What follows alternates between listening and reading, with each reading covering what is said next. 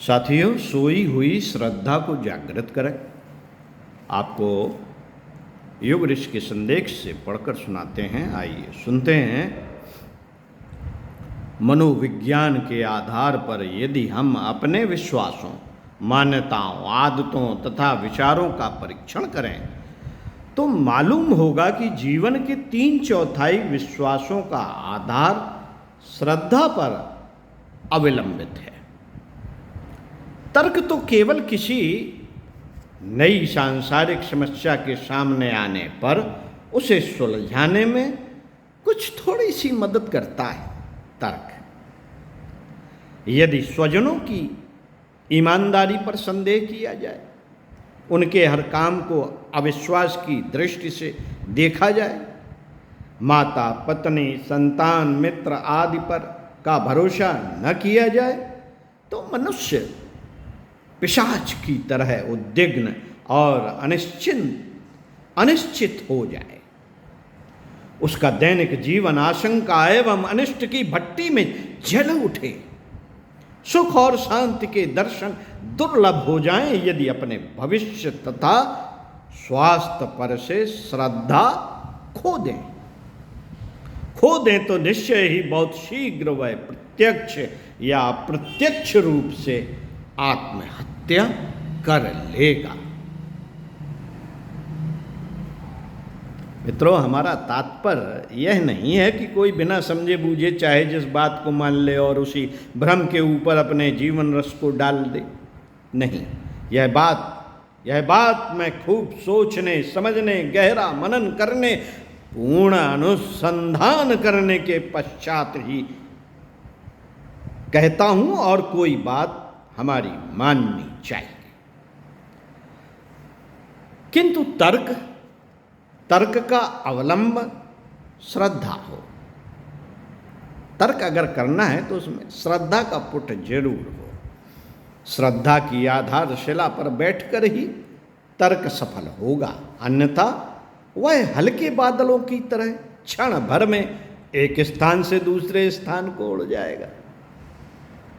श्रेष्ठ से श्रेष्ठ पक्ष से लगाकर बुरी से बुरी बात तक के पक्ष में बड़ी लच्छेदार दलीलें हो सकती हैं और हमारा अपूर्ण मस्तिष्क उनके आगे परास्त हो सकता है। ऐसी दशा में भला हम कहीं खड़े हो सकते हैं?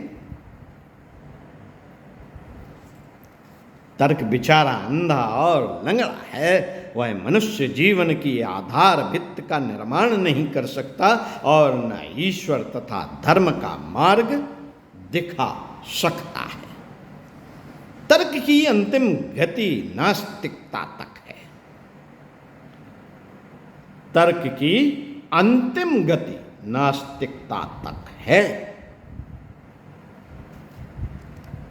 यदि तुम्हारा मन धर्म मार्ग की ओर प्रवृत्त न होता हो, सांसारिक लालचों की ओर बार बार इच्छा होती हो, तो समझो यह कार्य शंकाशील तर्क का है और वह तुम्हें नास्तिकता की ओर पकड़कर घसीटे लिए जा रहा है।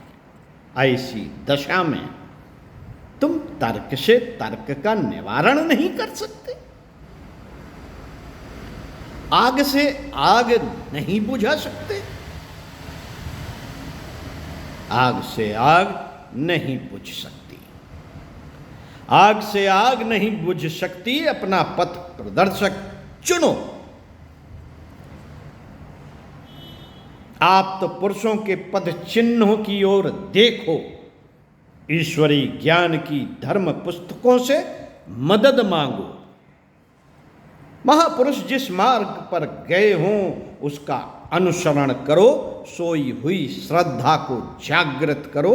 वह तुम्हें परम तत्व के उस दरवाजे पर ले जाकर खड़ा कर देगी जहां से प्रकाश दिखाई पड़ता है और उस प्रकाश के सहारे